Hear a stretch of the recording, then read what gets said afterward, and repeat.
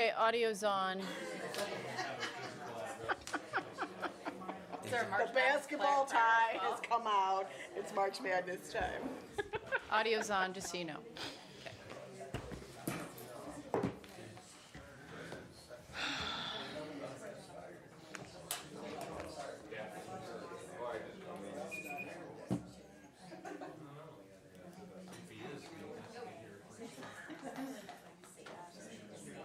Good morning, everyone. Start with the Pledge of Allegiance. I pledge allegiance to the flag Of the United States of America and to the republic for which it stands, one nation, under God, indivisible, with liberty and justice for all.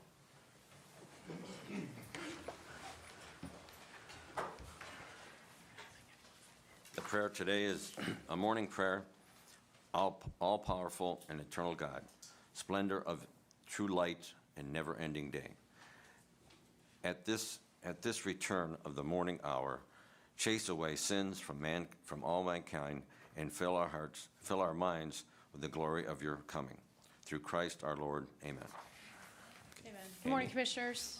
Good morning, ladies and gentlemen. Do we have anyone that wishes to make a comment, public comment on anything on today's agenda? Okay, thank you very much. Okay, item number 2. On March 9th, for the Department on Water Resources, I approved and executed the service contract agreement with Cummins Incorporated, DBA Cummins Sales and Services to perform generator repairs as needed for wastewater and water locations within Cummins generators for a 1-year period, to be effective March 9th, 2026, in an amount not to exceed $10,000. That breakdown is $8,000 for wastewater and $2,000 for water. I also concurred with the Auburn Township trustees in not requesting a hearing on the liquor license being requested by White Barn Brands LLC, the Mercantile, located at 17720 Ravenna Road, Chardon, Ohio, OCT NEW 1001 3276-1. And that's all for item number 2. Morning, Adrian. Morning. Adrian Gorton with the Commissioner's Office. Today's financials include a supplemental appropriations in the general fund from ADP to increase their contract services account so that they can hire outside legal services. There's an encumbrance decrease from Water Resources to reduce a contract with NPM Holdings LLC that had been inadvertently increased beyond the competitive bidding threshold. And there's also travel encumbrances from the Common Pleas Court to attend the Ohio Supreme Court Judicial College's 2026 Judge Lee Sinclair Capital Cases Seminar and the 2026 Ohio IT Leadership Forum, both in Columbus, Ohio. Among the vouchers are $58,782 from ADP to Image Access Incorporated for the Opus Bookeye book scanner. Also $406,967.97 from the Commissioner's Office to Infinity Construction Company for pay request number 30 of the Courthouse Expansion Project, and $140,993.15 from the Engineer's Office to Concord Road Equipment to outfit a new vehicle chassis with all the equipment required for a new plow truck, including the bed, plow, and hydraulics. I move to approve the financials. Second. Call for vote. Commissioner Brackey? Commissioner DeBoer? Yes. Thank you very much. The next item is the Commissioner's Office is requesting the board reject the proposals submitted by MGT and Maximus for the preparation of a Geauga County cost allocation plan due to an error in the specifications regarding submission. So this. Oh, I was just going to say, so my understanding correctly that the original allowed for email submissions, which is not Yeah, we statutorily allowed? correct, yes. Okay. Yeah. Oh, very good. I'll move to approve number 4. Second. Call for vote. Commissioner Brackey? Aye. Commissioner DeBoer? Yes. What was that? I thought it was thunder. I sounded like. Yeah, it did kind of sound that way. Yes, we have work going on the roof this morning. It was like, Elephants are up there. Number 5, the Commissioner's Office is requesting the board grant permission to re-advertise to accept competitive seal proposals for the preparation of a Geauga County cost allocation plan to be held on Wednesday, April 1st, 2026 at 2:45 PM. Notice of this competitive sealed proposal will be advertised on March 12th and the 19th and on the county's website. Move to approve number 5. Second. Call for vote. Commissioner Brinkley? Aye. Commissioner DeBoer? Yes. And then the next item is Infinity Construction Senior Project Manager Brett Bestjen is going to come up and we're going to discuss a request for a reduction in the retainage on the Geauga County Courthouse expansion project based on the current status of the project. Good morning, Brett Bestien, Infinity Construction. Was in here a few months ago to discuss retainage reduction, which happened from 10% down to 5%. This morning, I want to look to reduce that further from 5% down to 2%. So currently retainage, I think, is around 900,000. So reducing it to 2% would still be, I think, around 375 somewhere. What we look at doing is submit our next pay application, number 31, which will be a standard pay application, and then number 32 would be the retainage reduction. So that's kind of what I want to discuss. Current status right now, we're substantially complete. Court staff's moved in. Right now, we're just finalizing the fire vestibules between the two buildings. A couple of things tied to retainage, punch list. We started off with, I think, 200 items or so. We're down to 20. Most of them are outside related, landscaping, some touch-ups, kind of weather related. The other items close out. We did turn in all our closeout to the maintenance department and TDA electronically, and we're just working on getting everything printed, as-built, closeout documents, so forth. So. I would support this decision. As you know, we initially started with every day we would have a courthouse meeting, just as people were moving in, because there's a lot of things, right, when people move into spaces. So we reduced that down to twice a week, about a week ago or so. So, I mean, Infinity's been great in terms of addressing issues and items very, very quickly. So, and then just looking at the expenditures, I think we said we have about 40K left with the fire vestibule work.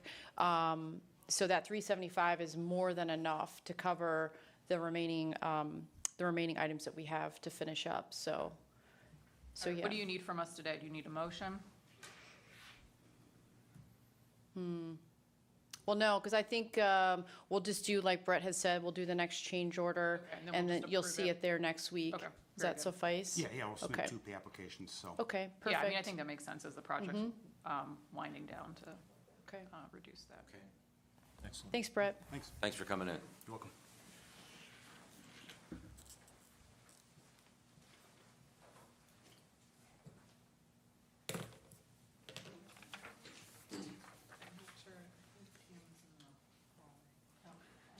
I was like, I saw her like, there she is. Hi, Pam. Good morning. Good morning. Pam McMahon, Auditor's Office. My first ever request. Do I read this myself? The Auditor's Office would like approval to engage with the Local Government Services, LGS, for the 2025 gap conversion for the year ending December 31st, 2025. So it is our annual financial audit that we have been doing for as long as I have been there. This is my first year doing it on my own. So I'm excited about it. So is the county required by law to perform the gap conversion? So we are, Okay. and it is just standard accounting principles. It's also used for like our bond ratings. So it's very crucial that the report is compiled. Our ratings are always good, and that helps the ratings we get for the bonds for the county. And it is not just our data, it is data that is mined from all the county departments, and then they review that data and sift and come up with a report, and then that report is provided to the state auditors, and they take that and then dig even deeper. So, And then is local government service, is that through the state auditor? it's, Okay. yeah, yes. All right, and is there a reason for doing it that way versus like an outside forum? Is that the most cost-effective solution? That has been the most cost-effective to my knowledge since I've been there. I haven't attended some other presentations and some other groups that have done it different ways, and there are varying costs to that. We've also been working with the same team for many, many years, so there is a something to be said for people that know the Yeah, way that to do things institutional and know how knowledge. things tie Yeah. in year to year. So Absolutely. it saves a lot of time. And are the costs consistent with prior years from what you've seen? Yes, we're just like $1,000 over last year. Last year was 53.5, and we're at 56, not to exceed this year. I'll move to approve item number 7. Second the motion. Call for a vote. Commissioner Brackey? Aye. Commissioner DeWark? Yes. Thank you. Thank you. Thanks, Dan. You're welcome.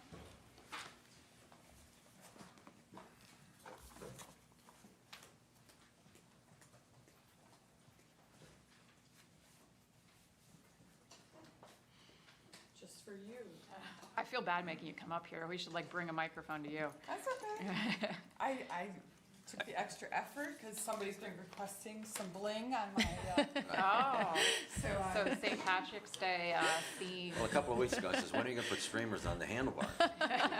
Get in style. so last night, You're getting ready for St. Patrick's Wow. Day. I like that's that. right, spent my evening doing crafts just for you.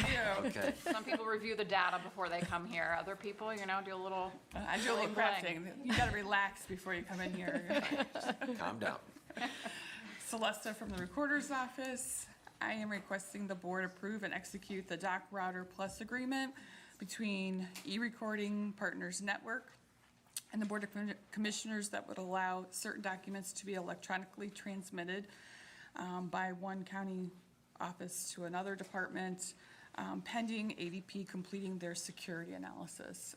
Now, what this program is, first of all, there is no charge. It is free to the county, so it doesn't cost us anything. But it is part of that state mandate where I have to be able to electronically record conveyances, and this is the company that would allow me to do so. Okay, so explain to me, they're not doing this for free out of the goodness of their heart. So They how are they charge getting the compensated? customer, the banks, the mortgage Okay. companies, that's who pays that fee to have the program. Okay, I see. So it's like a third-party payment. The only thing that I guess I flagged as an issue is there's nothing that talks about how they're compensated in the agreement that I saw, and there's no guardrails as far as the reasonableness of those costs. Obviously, I'm more concerned about costs to the county than I am to a bank, but do you have any thoughts on that? I don't know what they charge the customer. I think it's a minimum fee. It did go through the prosecutor's office, and they did approve the agreement as is. This agreement has been going back and forth for the last year. There's been a lot of stipulation in language and things like that the prosecutor has requested. That has not been one of the things that they have asked for. Just because it doesn't cost the county anything, Yeah. I'm assuming. So I see it's approved as to form on February 17th, but I don't recognize that signature. Do you know whose signature? Kristen Ryan, Okay. So that's your APA? yes. Okay.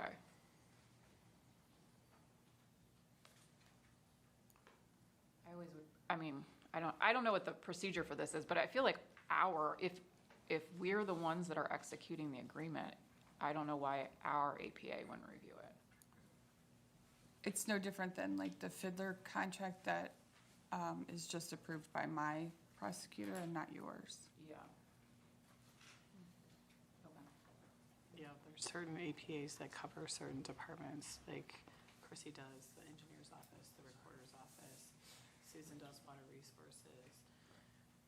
So, and this company here is the only company that will electronically transmit from all of the other companies. Like, I could have separate contracts with each company, or I can go with this company and they contract with all of them. Okay, I got you. All right, I'll move to approve 8. Second. Call for a vote.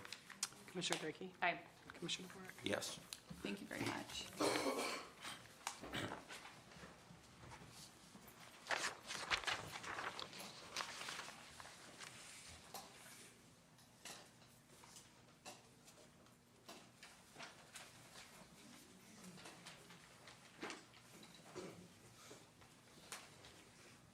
Morning. Morning, everybody. Liz Rubino with the Maintenance Department, and I have number 9. The Maintenance Department is requesting the board approve and execute a service contract with James W. Ross Incorporated, doing business as Swift First Aid, to supply the Geauga County offices with first aid supplies for a 3-year period in an amount not to exceed $15,000.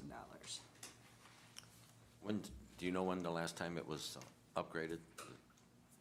The first aid kits and stuff?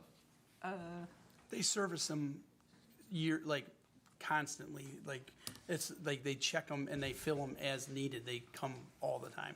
So our maintenance guys check them, and if they need filled, they fill them. So this, the contract, they're constantly filling these things. What drives the cost up to $15,000? I mean, obviously you're not spending 15 grand on Band-Aids, right? No, what drove the cost up, and it's really not that much over the last contract, was the AEDs are in that, and we picked up more in the courthouse. Oh, that makes sense. The new Yeah. courthouse did not have first aid kits or AED machines. Right. Yeah. Okay, yeah, that, I would think the AEDs are probably a lot more expensive They are. than the Band-Aid situation. And I do believe we only had one in the old courthouse on the first floor. Now we have one on all 3 floors. Yeah, I mean, it's a big building now. so Yeah. That's probably a good idea. I'll move to approve number 9. Second. Call for a vote? Commissioner Brackey? Aye. Commissioner DeBoer? Yes. All right, thank you. Thanks.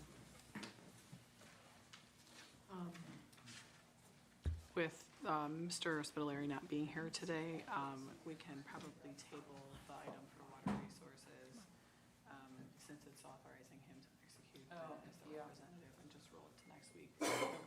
Sure. So we'll just pull number 10. Did you hear that, Nick? Okay. Okay. Item number 10 is tabled till next week. Item Do you need a number motion 11. to table, or? I can just pull it, Okay, we're just pulling it. and then we'll just put it on for next week. Got it. Good morning. Good morning, Jessica Bolt, Director, Geauga County Department on Aging. I'm here this morning requesting a letter of support for a request for the federal FY 2027 community project funding for a West Geauga Senior Center renovation project. This renovation project encompasses some interior remodel to enlarge some of our programming space, which falls in line with the state plan on aging, increasing social connectedness. It also involves replacement of the carpet that has been in the building with VCT flooring, as well as some ceiling work. Once we remove some of the walls to increase those spaces, some electrical, as well as moving some of the fire systems when we remove those walls. It also includes 3 sets of electrical ADA doors, which are our entrance doors. Those doors are very old and need to be replaced. In addition, parking lot enhancements would not only seal and patch some parking areas, but the parking across from the main entrance to the senior center. There's approximately 5 spaces there. We are looking to reconfigure the parking area to increase accessibility for entrance, to have approximately 16 spaces for handicap accessibility and entrance. Very good. I'll move to approve item number 11. All right, thank you very Second. much. Call for a vote? Commissioner Brackey? Aye. Commissioner DeBoer? Yes. All right, thank you, have a great day. Thanks, you too, Jessica. My phone is off now. You're the president of boards, and that's, I'm also requesting a letter of support. We're putting in a grant proposal also for a new facility. We obviously know that our facility is aged out. So at this point, we're hoping that we can get the grant money there. We also are trying to obtain private money. So we'll have more about this probably in the next month or so when we come forward. We're looking at a facility at about 6,000 square feet, which would give us room to expand if we need to, but it would also help as far as all the modern things, isolation, quarantine areas, as well as areas. I just was chasing a dog today that I lost in our office because we just don't have areas to confine them as we're taking them out of the truck. So sometimes we lose the dogs too. But the modern technology or the modern is to have garages so we can take them out that way. If You can pull in the garage, and then take the dog out of the... Yes, I took the dog out today and it slipped the leash and it started running towards 44. Good thing is I called it back and it came back, so not all of them What did you do it. call it? I don't think I can say that publicly. No, he usually coaxing it just, hey, you want to go for a walk? And like ideas of that with the sound makes them all, you want a treat? And they I always can picture you look like at it. making up a name. Come here, Acorn. Stupid dog is usually what you stupid dog, get over here, please. I'm going to get in trouble. Well, this took a turn I wasn't expecting. I'll make a motion to approve item number 12. Second the motion, call for vote. Commissioner Brady? Aye. Commissioner DeBoer? Absolutely, yes. Thank you, I appreciate it. Have a good afternoon.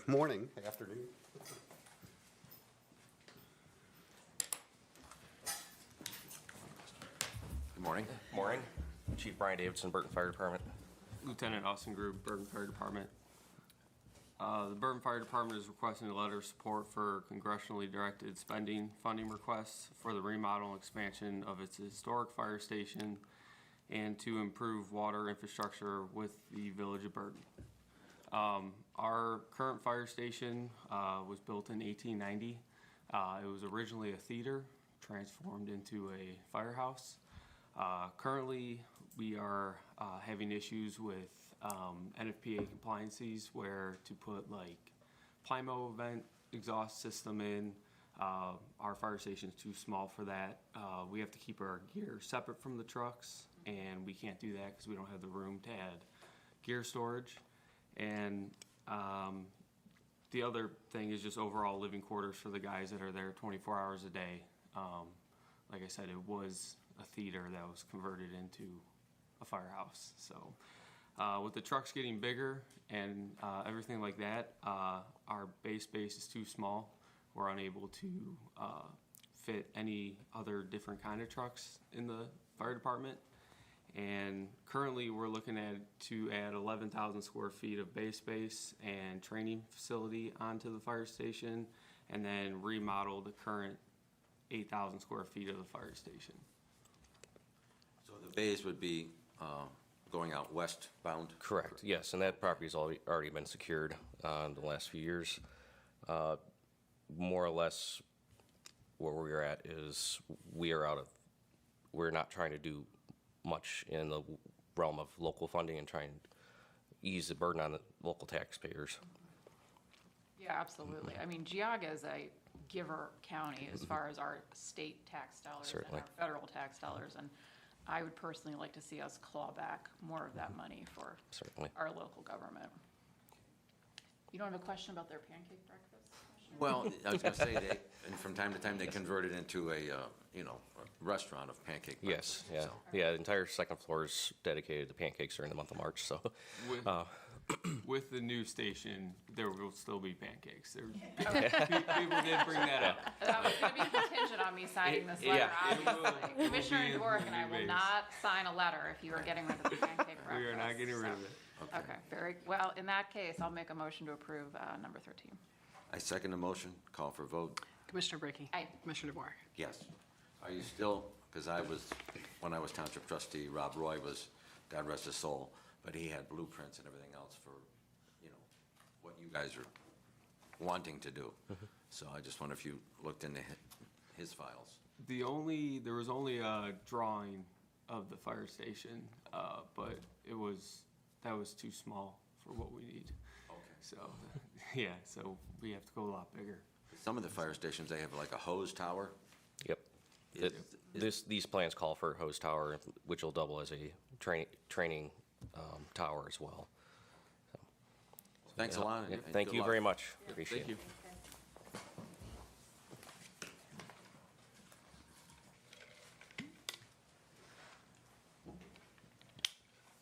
Morning.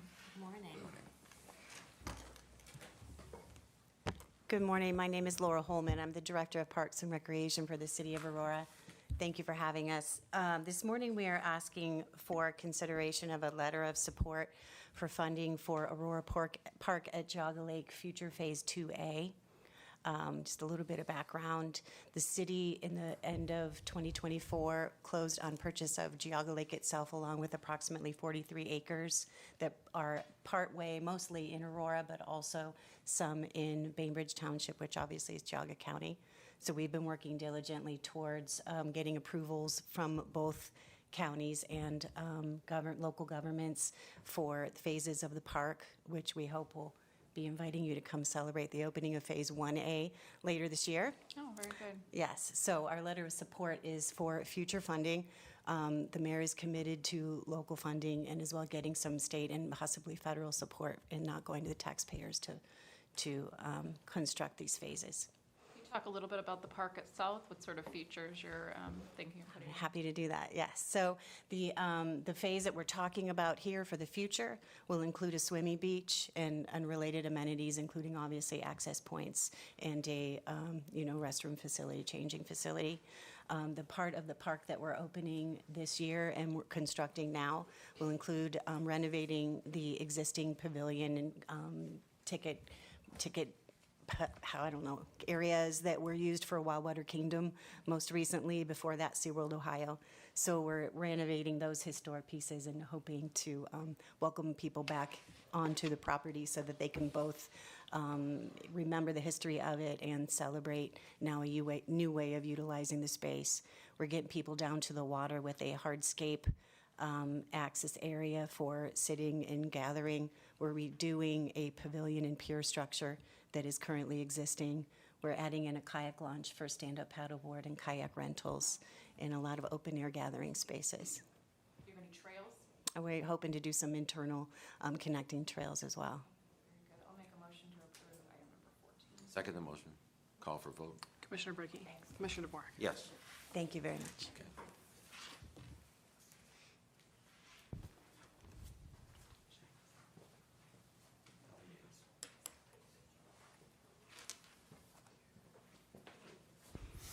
Good morning. Good morning.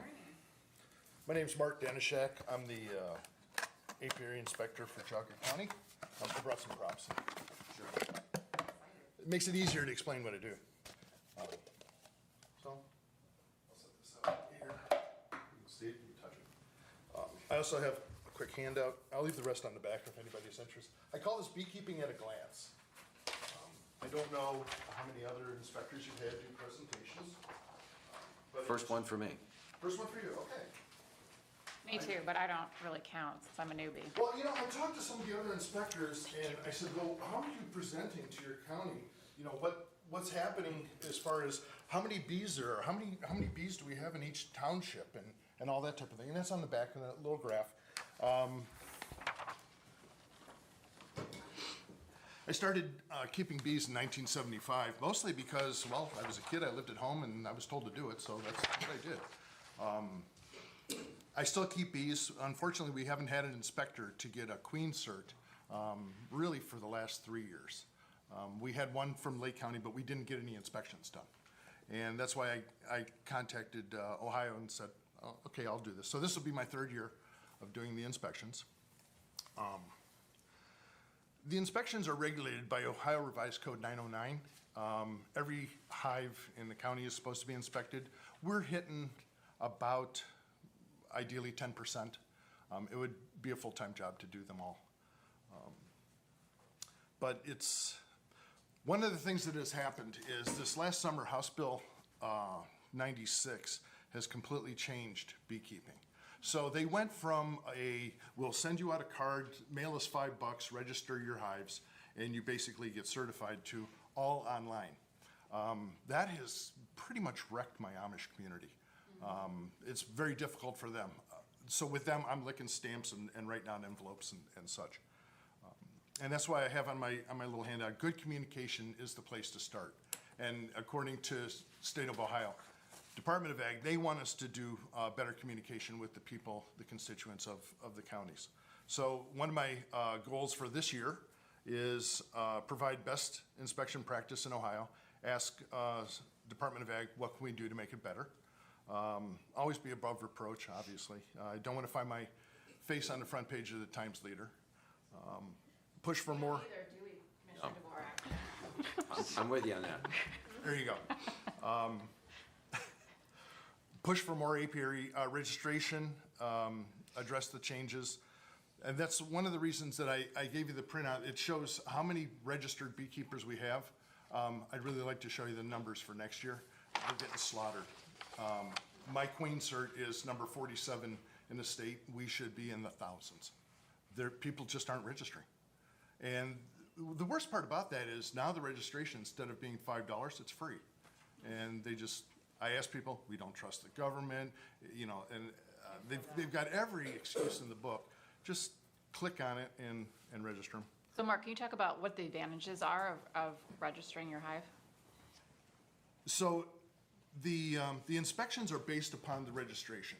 I don't just go see a hive of bees and decide I'm gonna go, you know, inspect that. I go down on I call it the commercial side. So anybody that's selling equipment or selling bees or queens, they need to be inspected to make sure that they don't wipe out all our bees in the county, because the diseases, and you've probably heard on the news of all the different types of diseases. The registration allows us to know where they're at. Allegedly, they were going to have a program that lets people know when they're spraying fields for pesticides and that. Between you and me, it doesn't work. I've knocked on the cab door of the tractor, hey, what are you spraying? And I never got notified, you know. And when I talked to Department of Ag, oh, well, we're working on it. So but that is something that they're working on to protect the beekeepers. Other than that, there's no benefit for the beekeeper to register unless they want to sell bees. Then they have to register. But pushing the public awareness, if people see a problem out there, they can communicate with other people so that we don't have a complete wipeout. For example, Hamilton County lost 80% of their bees last year. That's down by Cincinnati. And that's a lot. I mean, if you look at the numbers on there, if we lose 80% of it due to disease that we possibly could have prevented, that's a huge savings for them. I have on the little printout some pests and disease, and I'm not going to go into that, but most of it's bacteria-based, and it can get into the hives. Bees are a unique farm animal because we can't put them on a leash and we can't fence them. We really can't control where they go. We just hope that they come back. And that being said, they can go out to other hives that are diseased, and it wipes them out. As far Do you as have to be registered to sell honey in your front yard, you know? The easiest way to explain that is honey really has nothing to do with what I do. People could put drain oil in a bottle, and I don't inspect that. The state of Ohio has rules for cottage industries and selling, but that's not, I'm under plant health. I'm not under food products. Okay, thanks. So, but they do put their little stands out and their honey. So, some of the things that I look for is also the temperament of the bees. I don't want bees that if, you know, we're in this room, we go out to the parking lot and we all get stung 50 times. That's no good either. And I ask people, please kill your bees, you know, if they're mean. All inspections are in the daylight. They're all in a convenient time. There's no surprise visits. I don't take pictures of people's backyards and what they're growing behind their shed and all that type of thing. What are they growing behind their shed? Soybeans. Oh. No, but a lot of people, they worry that, you know, somebody's out there snooping around on their farm. And they don't want that. And neither would we. Everything I do is washed in isopropyl alcohol, including the tools. We're not allowed to wear gloves, and we're not allowed to wear leather or cloth gloves because it could transmit disease. We're not allowed to go barehanded because it could transmit disease. Luckily, we're allowed to wear the plastic gloves, which is what I wear, not to handle the bees, but then I can take them off and my whole steering wheel isn't covered in wax and glue and sticky stuff. The little thing I have up here is the biggest reason people lose their bees in this part of the state is there's a mite that attacks. I mean, you may have heard this on the news. These little checks, we throw half a cup of bees, it's about 300 bees in the cup. We throw a cup of alcohol in it, rubbing alcohol, shake it up, and then we count how many mites are on there. And if it's basically less than 3, they can get a queen cert. If it's more than that, they have to do something to kill the bees. And one of the things I would like to be able to do that I don't have is a place where I can bring beekeepers out to have a hands-on experience. We don't have anywhere in this county to do that. I think Trumbull does it out by Mosquito Lakes Dam. Ashtabula has a place, and I'm not sure where it is. But it would be nice to bring new people out to be able to work some bees. I'm asking for if there's a piece of county land or something that I could set the equivalent of like 3 pallets, about an area this big. One of the things that people don't want to show the other people is you have one queen in a hive typically. She lays all the eggs. If they go in and they kill that queen, that hive is dead. If you have brand new people on, you should see the way they handle those. They're actually afraid to touch them, but you can pick them up, you can mark them and stuff, but it'd be nice to be able to have that. So in consideration, if that's possible, you can, like Christine knows, she can let me know, and we could go forward with that. Yeah, absolutely. Mark, if someone wants to get into beekeeping, what's a good way to start? Geauga County has a beekeeping association, and I do belong to it. It's good. It's got about 80 members. And when you go there, they'll tell you watch YouTube videos on how to do it. They're not all good. You know, YouTube will let anybody with a camera and a microphone talk, and some of the ideas aren't good. Some of them are very good. As we go through the inspection, I do help new beekeepers. So that's the priority. One is queen certs. We don't have really any commercial in Geauga. There's no pollination going to almonds and stuff. But I do queen certs, then I do new people, and then people requesting inspections. In the past, there was kind of a bad, how do I want to say? The inspector wasn't viewed as the kind of person you want to run into. It's kind of like getting pulled over by State Highway Patrol just to let you know how fast you're going. Nobody really wants that. And fortunately, in the last year and a half, this has kind of turned around quite a bit. I had a call this morning about bees pulling in the parking lot. So people want me to come out and inspect, which I'm very happy about. But the best way is to talk to other beekeepers or look at YouTube videos. Okay? So when you inspect the beehives and stuff, do you have to, when does the smoke come in? You know, the smoke machine to check your bees or something? The smoker? Yeah. What I usually do is, and I'll explain answer your question, is when I set up the appointment, I'll ask the people, do you have all the equipment? If it's somebody's looking for a commercial cert, they better have all the equipment. They're required to do that.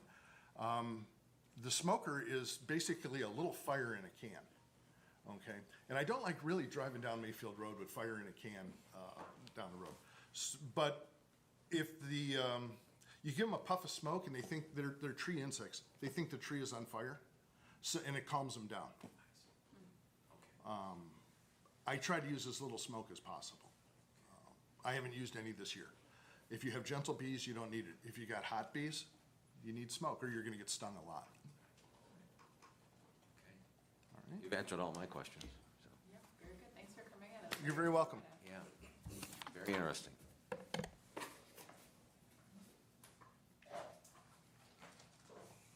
Thank you, sir. Thanks for coming in.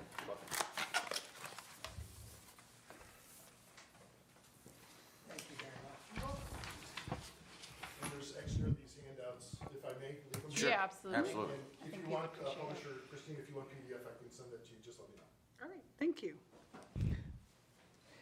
Item number 16, the Commissioner's Office is requesting the board cancel the regular session scheduled for Tuesday, March 24th, 2026. So moved. Second, call for vote. Commissioner Brackey. Aye. Commissioner DeWark. Yes. Item number 17, the Commissioner's Office is requesting the board approve a change to the regular session scheduled for Tuesday, April 7th, 2026, changing the start time from 9:30 to 10 a.m. and the location from 12611 Ravenwood Drive, room B303, to be held in Judge Patchke's courtroom on the second floor of the new Geauga County courthouse expansion in Chardon. It will include the ribbon cutting of the new courthouse expansion and then move to conclude at the Heritage House on Chardon Square. So just so I understand, so we're gonna have like a normal commissioners meeting in the courtroom, and then we'll do the ribbon cutting, and then we'll do the program? Yes. Okay. I'll move to approve number 17. Second. Call for vote. Commissioner Brackey. Aye. Commissioner DeBoer. Yes. Okay, moving on to 18. I know we have a number of things to cover with you. We'll start off with the 2027 tax budget letter. So I worked on that letter with Adrian in preparation for this upcoming round, starting in May. And I wanted to see if you had any questions. Otherwise, I will sign it.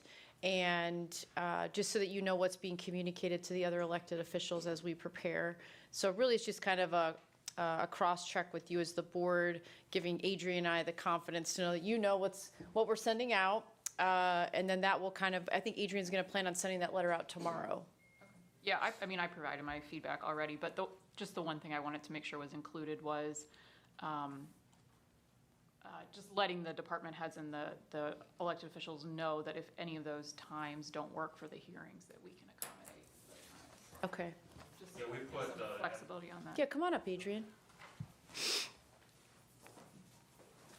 So I do have a copy of the letter here.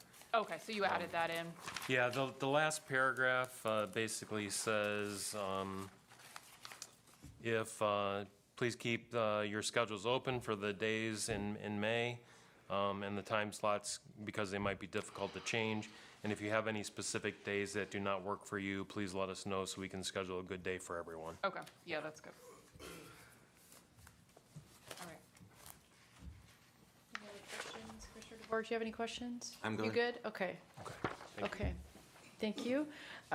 Okay, so the second item on the, this is the cyber fraud and internal controls.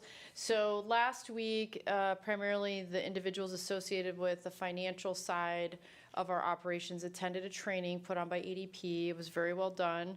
It just talked a lot about a lot of different topics, obviously cyber fraud and how things are escalating, you know, in terms of the complexity of the attacks, how it really, if you're not up to speed on it, like training-wise, you can very easily get taken to the bank, literally. So one of the recommendations that came out of that training was like kind of an immediate institution of just some guardrails. You know, some blanket guidance. I'm calling it internal controls because that's kind of what I'm used to, is just like a desktop procedure, right? So my thought process was doing an internal controls policy, which is very vanilla. It's covering some basic things like, you know, verifying payment instructions. If you get payment instructions, I mean, these are things I think that can be relatively enduring, like enabling multi-factor authentication, mandating that, you know, all those under the hiring authority attend cybersecurity training. These are just all like good business when you're dealing with financials to protect us from, you know, ransom requests and things of that nature. So my thought process was I'd like to, the draft I sent you was on letterhead. I'd like to take that off and include this as part of our policy manual. So we're kind of doing little chunks of that because it's a giant, you know, it's a giant manual. So this would be one of those sub-policies that goes in there kind of guiding our employees on, you know, appropriate behavior. And like I said, it's so broad that it could apply to all our departments. And then for folks like Adrian and Debbie that deal with our financials specifically, they would have more of a desktop procedure. So anything above and beyond what's not in here, they could then develop at their level to say, hey, there's some extra measures that maybe we should take given the nature of our operations. And the departments can do the same if they have something unique to their operations. So I just wanted you to see it. This was in an initial draft based off the slides that ADP had shown us last week so that we can really start to protect ourselves, given that there's a potential for employees to be personally held That's liable. what I was going to bring up, yeah, is in our exit conference with the state for the audit, they Yes. brought up employees being personally liable Yes. for these, you know, mistakes. And it seems like that's already happened with West Geauga schools, so we really need to be careful. And also, I want to make sure that employees are attending those trainings that ADP puts on. Some of those are just online, but. No, we had excellent turnout for training. We were not on the hit list, if you will, for those that didn't complete it. So we wanted ADP to be successful in achieving their goal. I know they fell short a little bit, but we did our part to try to help them out. So I did a full court press on that, making sure the staff and the directors knew that they had to get their employees to complete that. So we had a good turnout for that. I could get you a percentage maybe next week of what we completed, but I see this as like a logical next step, just to start to put some measures in place that, if the worst were to happen, we do have, a blanket procedure, and then the directors can get more specific as they need to. Yeah. Okay, so I'll firm this up, and we can bring this through session next week as an agenda item to have you formally approve it. Okay, thank you. The next item is the ribbon cutting. So also, I'm doing weekly meetings on this. A lot of the individuals that are participating in my bi-weekly courthouse meetings, which is just about the move-in and sort of getting everything settled, we tacked on a once-a-week meeting for, come on up, Max, if you want, a once-a-week meeting on the ribbon cutting. So as mentioned, it'll be April 7th. We're going to start session at 10 o'clock. We'll be sending out invitations here shortly. Max is going to talk a little bit about his vision for that. And I'll turn it over to you. Can I ask one quick question, though? Are we going to be streaming that meeting? Go ahead. Yeah, so I put in a ServiceNow request Okay. to ADP, and there's a lot of steps we'll have to take to make sure that works, because they're not familiar with what the court uses for live streaming. Okay. Yeah, but they do have the capabilities, I think, with all their So technology, so. I talked to court IT. I let them know that we were putting in a ServiceNow ticket with ADP, since that's our sort of home organization for live streaming. And then the recommendation is that we do a walkthrough, like a technology walkthrough, obviously, before. So we would have to bring together, if it does work out, depending on the results of the ticket, ADP, court IT, and then us to do a walkthrough. Got it. So we're working on that piece. Go ahead, Yeah. Max. Talk about the invites Yeah, and. so this is the letter that Amy sent yesterday. I actually added some bold areas to it per your recommendations, but this is like the formal invitation for the federal legislators and state legislators, the Supreme Court justices, and courts of appeal or Court of Appeals judges. We're going to ask them to deliver remarks during the ceremony if they attend, and present a commendation as well for the courthouse. And then I'm going to send out a kind of modified invitation to all the other people. It'll be an Outlook invite, and then that'll probably go out later this week or early next week. And yeah, we're planning for a really important ribbon cutting ceremony for this historic event, and I think it'll go very well. We're going to have some members of the Chardon Band there to perform during the ribbon cutting, and then inside Heritage House for the program afterward. We'll have the Chardon class officers there. They will lead the Pledge of Allegiance, and I'm working with some people to get a historical presentation or display there, just outlining the history of the courthouse from 1869 all the way up to 2026.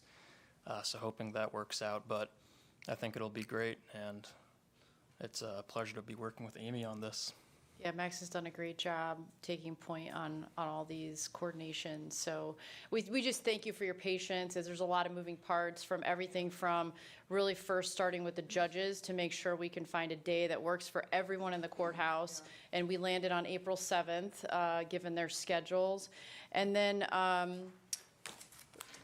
really phasing these invitations in such a way that we get a formal invite out to everyone that's at the state or federal level and above, state and above is going to get a formalized, invite from you all. And then everything at the county level and below, all their elected officials, directors, media, we'll track that via Outlook so we can keep an eye on a head count.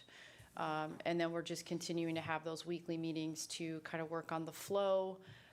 Chardon, City of Chardon's been fantastic with coordinating the Heritage House, up to and including allowing us in the day before. So we're really grateful for that, so that we can set up and get organized the day before and it's not a rush. But we really see this as, you know, a culmination of a very large project and really a community event. So trying to involve all the right stakeholders. So I thanks, really Matt. think the courthouse project was a historical event because we haven't done too much to the courthouse for about 150 years. And then on our emails from other counties, they're having trouble refurbishing, adding on, and everything else. But we've done it without adding any more taxes to the residents at all. Yeah, and it looks great. It has the same look as the existing building. So it's a well-done project. All right. Thank you. Thank you. I know. Thanks, Max. Yep. Okay, the next topic is the fair. So we have the contract for the Bell Building. So I wanted to just talk with you about Merchant Hall 2 and the Bell Building, and sort of my recommendation is going back to basics, really. I think last year we tried to do Merchant Hall 2, but really struggled to have the appropriate staffing in the building so that we could meet the terms of the actual contract. So I don't want to do that again. So with that, not being able to have everything staffed properly within the Merchant Hall for the entire duration of the fair, I'd like to go back to, or I recommend that we go back to just the Bell Building. I understand from Christy that there's also like some displays that previously we haven't hung up, that we kind of like to bring those back out on the occasion of the 250. So just kind of, I don't know, just going back to the basics, if you will. So Christy's trying to work up that contract, and so some feedback from you might be beneficial in helping shape how we execute that and have that drafted. Yeah, last year with the Merchant Hall 2, I on the lead on it, and it was just like a ramp up of America 250. And it was a trial, and we'll try to get the bugs out. And the big thing is if a county department has a table set up in the Merchant Hall 2, or anywhere in the fair, they have to man it every day of the fair. And that's Saturday, Sunday, and Monday. Yep. So that's in the fair book. So, but it's not just what's going on at the Merchant Hall 2 building, but other areas of the fair, they weren't fulfilling their obligation of having somebody behind a table, whatever organization it was. So Yes. they're going to tighten up on that a little bit this year. But yeah, we'll figure it out. Okay. Okay, so I just want to, never too early to talk about the fair. I'll turn it over to Christy to talk about the opioid settlement grant cycle 1. So we received an email from Christine Lacomiac that they have received 4 proposals for the opioid settlement. And she's just looking for an avenue on how the board wants to review those proposals, figure out our RUMIC, kind of like how you want to rank them, who you want to be part of that, whether it would be all of you review them and submit information back to her, or if you choose one of you to sit down with her to go through them and kind of rank them, and then she can present those to all of you for a decision on the funding. I'd like her to do some sort of rubric or analysis of the proposals and then provide that to us, and obviously we can do whatever we want to be in line with her analysis, but I think that would be helpful. Yeah, I think all 3 should have input with her analysis of the applications coming in. Okay, she is currently out of town right now on business, but when she returns, I will get with her to get through that process and get it over to you. She was hoping for a decision by, I believe, March 21st, with the meeting being canceled on 24th. We would be looking at the 31st. The funding period starts on April 1st, but I believe Adrian has already provided the funding to them, so it would just be a matter of getting that approval of those programs. Okay, I do not have any other items for board discussion unless you do, commissioners. No. Okay. Okay, moving on to item 19, public comment. Those wishing to make a comment or ask a question on matters of concern, please raise your hand to be called upon. Begin by stating your full name and township or municipality, and you'll have up to 3 minutes to comment or ask a question, and you are kindly asked to refrain from disorderly or disruptive conduct. Do we have anyone? Yes, sir. Go ahead. Howard, South Russell Village. Last week, we had a meeting of 2 hours here. Unfortunately, only 15 minutes showed up on YouTube. When are we gonna have ADP update the minutes from last week? That's a technical, Yeah, I think there was some issues with bandwidth. Is it gonna be updated? It can't be because it's missing. Is So it that gonna time be period is, correct today? yes. You sure are gonna have, whatever the total minutes are for today is gonna be showed on YouTube? Yes, we actually did a technical review of everything last week with So that's ADP. lost forever. It is, unfortunately. Developmentally disabled, everybody was lost forever. Yes. The second thing is, when's Grace Colucci coming in from NOACA? Has anybody? We don't know. Have you contacted Grace yet?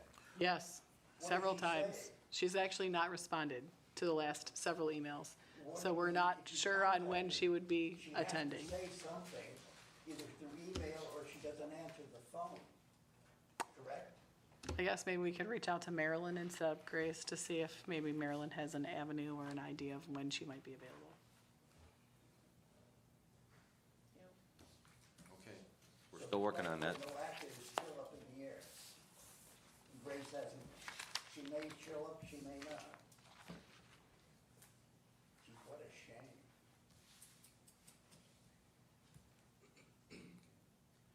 Any other? NOACA is so Go ahead. important to Geauga County, isn't it? I don't know what NOACA does in Geauga County. I haven't seen, of the $40 million that we pay in gas tax, we don't get any of it back. I'm sure, I would hope that Grace would come out and tell us where we get our money back. So far, nobody's been able to do much with Grace. our dues are $40,000 a year. We get back $750,000 or more every year for our road 40 projects. million. That is really incorrect. It And is- I, it is not- I'll have facts in the next 30 days or That's so. funny, and the rest of them will show. It's $40 million a year. The money is gone. All we want it to happen here is for Grace to come out and tell us who gets the money from Geauga County. Thank you very much. Thank you. Bring it up next week again. Is there anybody else for public comment? Hearing none, make a motion to adjourn. All in favor? Aye.